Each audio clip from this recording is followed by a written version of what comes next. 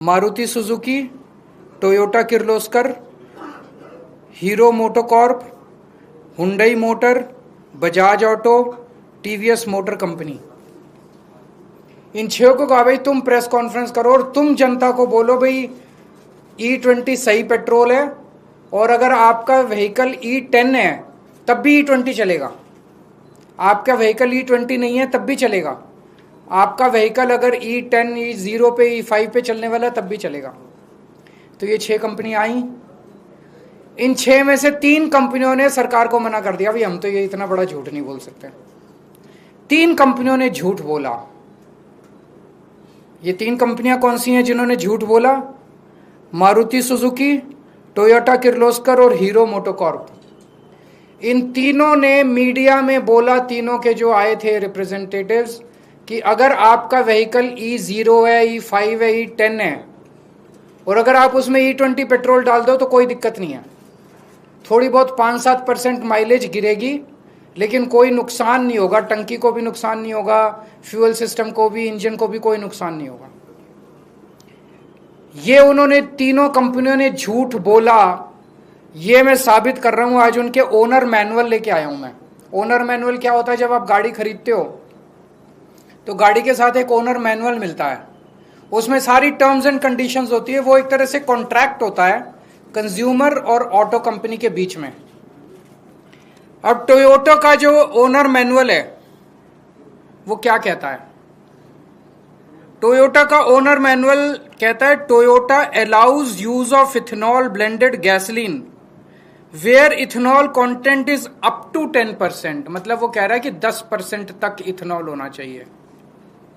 और उसमें नीचे नोट में लिखा है, if you are not satisfied with drivability और fuel economy of your vehicle when you use gasoline alcohol blend, you should switch back to unleaded gasoline containing no alcohol. इसका मतलब यह हुआ कि 10% से ज्यादा इस्तेमाल नहीं करना, लेकिन 10% इस्तेमाल करने में भी अगर दिक्कत आए तो 10% भी नहीं करना। ये उनके ओनर मैनुअल में लिखा है। और ये सरकारी पीसी में जाके, प्रेस कॉन्फ्रेंस में जाके कहते हैं E10 में E20 भी इस्तेमाल कर लो, कोई दिक्कत नहीं है। ये टोयोटा के Innova high cross, Fortuner, Glanza, urban cruiser,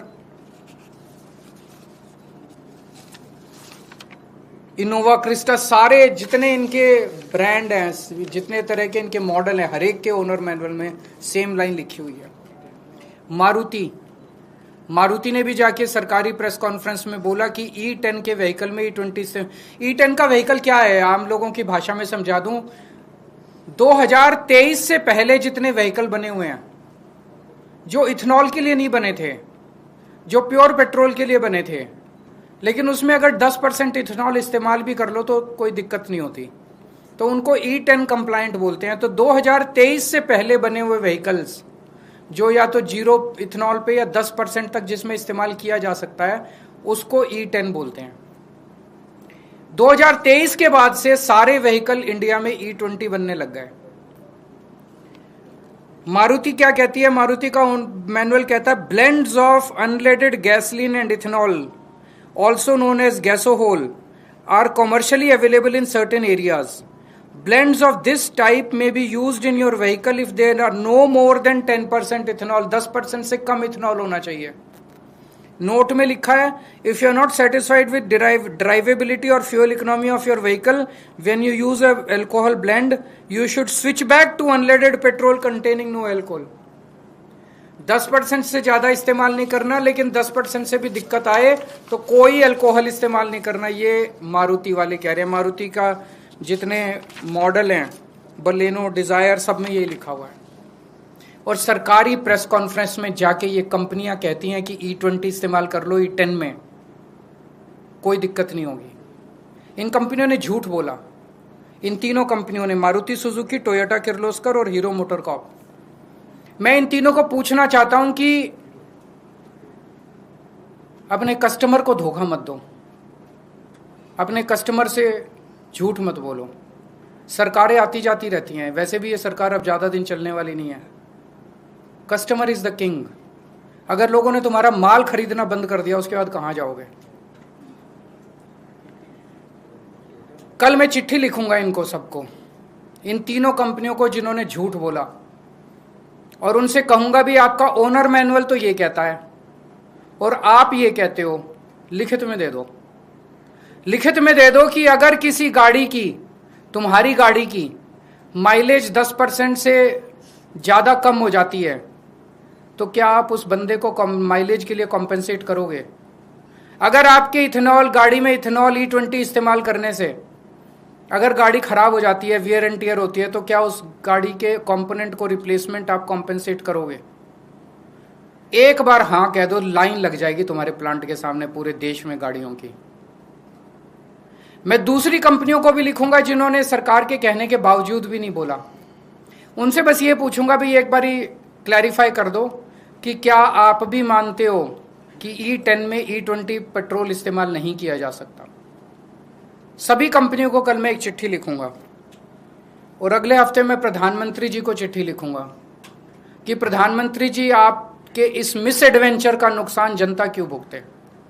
आप ये बता दो कि अगर हमारी माइलेज कम होती है तो हर्जाना आपकी सरकार देगी कि कंपनी देगी? अगर हमारी गाड़ी का इंजन खराब होता है, फ्यूल सिस्टम खराब होता है, तो हर्जाना तो देखो देना पड़ेगा। जनता हर्जाना क्यों भुगते? हर्जाना आप दोगे कि कंपनी देगी? दूसरा, सरकार ने एक और झूठ चला रखा है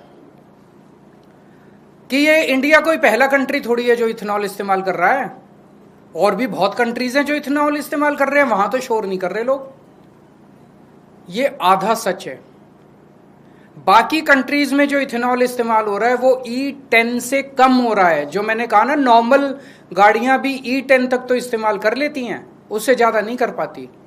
बाकी E10, जर्मनी में E10 से कम है, अमेरिका में E10 से कम है, फ्रांस में E10 से कम है, थाईलैंड में अभी तक E10 से कम है, जापान में E3 है। E10 का टारगेट जापान ने 2030 में रखा है। अभी 7-8 साल का उन्होंने फेज आउट पीरियड दिया है। E3 से E10 जाने के लिए जापान ने 7 साल रखे हैं। 2040 का टारगेट जापान ने रखा है, आज से 16 साल बाद E20 के लिए। 16 साल जापान लेगा E20 में जाने के लिए। थाईलैंड ने 2008 में E20 ट्रायल बेसिस पे, पायलट बेसिस पे कुछ पेट्रोल पंप पे ट्राई किया था। आज 2026 हो गया, 18 साल हो गए, अभी तक वहां पे केवल दोनों ऑप्शंस हैं, या तो E20 ले लो या E10 ले लो। 18 साल हो गए, 18 साल का फेज आउट पीरियड है। ब्राजील पूरी दुनिया में अकेला देश है जहां पे E100 है, जीरो पेट्रोल पूरा के पूरे। वो फ्लेक्सी फ्यूल कार्स बोलते हैं, फ्लेक्सी फ्यूल व्हीकल्स बोलते हैं उनको। ब्राजील ने कितने साल लिए? 50 साल लिए उन्होंने ट्रांजिशन के लिए। 1931 में ब्राजील में E5 इंट्रोड्यूस हुआ था और 1985 में E20 इंट्रोड्यूस हुआ था। 50 साल लगे उनको। 1975 में ब्राजील ने ट्रांजिशन शुरू किया। 10 साल 1975 से 1985 के बीच में 10 साल उन्होंने लिए ट्रांजिशन करने के लिए, और 1985 से आज तक उन्होंने टाइम लिया। अब वहां पे आपको ऑप्शन मिलता है ब्राजील में, या तो आप E100 ले लो या आप E20 ले लो, E30 ले लो। वहां E30 बेसिक है। उन्होंने इतने साल में अपने सारे व्हीकल्स को कंप्लायंट कर लिया। इंडिया में 6 फरवरी 2023 को ट्रायल बेसिस पे पूरे देश में 1900 पेट्रोल पंप पे, केवल 1900 पेट्रोल पंप्स पे E20 इंट्रोड्यूस किया गया। और मात्र 3 साल के बाद 1 अप्रैल 2026 को पूरे देश के 90,000 पेट्रोल पंप्स के ऊपर E20 थोप दिया गया, जबरदस्ती कर दिया गया। हमारे देश में 22 करोड़ मोटरसाइकिल ऐसी हैं जो E20 कंप्लायंट नहीं है, वो E20 इस्तेमाल नहीं कर सकती। 8 करोड़ कार ऐसी हैं जो E20 कंप्लायंट नहीं है, वो E20 इस्तेमाल नहीं कर सकती। सरकार की इस जिद की वजह से 30 करोड़ व्हीकल्स रिस्क पे हैं। 30 करोड़ व्हीकल्स, इनका कबाड़ा हो जाएगा 30 करोड़ व्हीकल्स का। मेरी हाथ जोड़ के विनती है मोदी जी से, जिद मत करो, मान जाओ। एक ही चीज मांग रही है जनता की, ऑप्शन दे दो। आप E20 रखो, लेकिन जब आदमी पेट्रोल पंप पे जाए तो उसको E0 भी मिलना चाहिए, E10 भी मिलना चाहिए, E20 भी मिलना चाहिए। अलग अलग दाम रख दो, जिसके जो समझ में आए, जिसकी जेब जो अलाउ करे, जिसका जो विचार बने, जिसकी जो बुद्धि अलाउ करे, वो खरीद ले। कोई क्वेश्चन है तो बता दीजिए। सर, उस प्रेस कॉन्फ्रेंस में मैं मौजूद था। टोयोटा किर्लोस्कर की तरफ से बात कही गई कि माइलेज ड्रॉप सिर्फ 3 से 5% है, depending on the manufacturer make and uses of the car. Number 1। Number 2, तो ये भी कह रहे हैं कि उनके पास जो कंप्लेंट्स आ रही है देश भर से, उसमें 1-2 केसेस हैं जो अडल्टरेटेड फ्यूल के हैं। लार्जली E20 की वजह से कोई प्रॉब्लम नहीं आ रही। मैं भी यही कह रहा हूँ, मैंने देखा है वो जो आप कह रहे हो, मैंने उनका वीडियो सुना है। एग्जैक्टली वो इसको एडल्ट्रेटेड पेट्रोल पे डाल रहे हैं। एक बार लिखित में दे दें, एक बार लिखित में दे दें कि नॉन कंप्लायंट E20 व्हीकल्स में E20 अलाउड है, फिर देखो लाइन लग जाए। और we will compensate the people whose vehicles damage or face. वो तो 3 से 5% कह रहे हैं, मैंने तो 10% कह दिया। जिसकी माइलेज 10% से ज्यादा गिर जाए, लोगों की 30% माइलेज गिर रही है, जिसकी 10% से ज्यादा माइलेज गिर रहा है उसको कॉम्पेंसेट कर दे टोयोटा वाले। जिसका गाड़ी खराब हो जाए उसको कॉम्पेंसेट कर दे, और एक थर्ड पार्टी ले आएंगे जो कि डिसाइड कर लेगी कि एडल्ट्रेटेड पेट्रोल की वजह से है कि E20 की वजह से। सर, दिल्ली सरकार के स्वास्थ्य विभाग, फिर ये टोयोटा ने ये क्यों लिखा अपना वो ऑनर मैनुअल में? इसमें यही लिख देते E10 में E20 डाल लो, E30 डाल लो।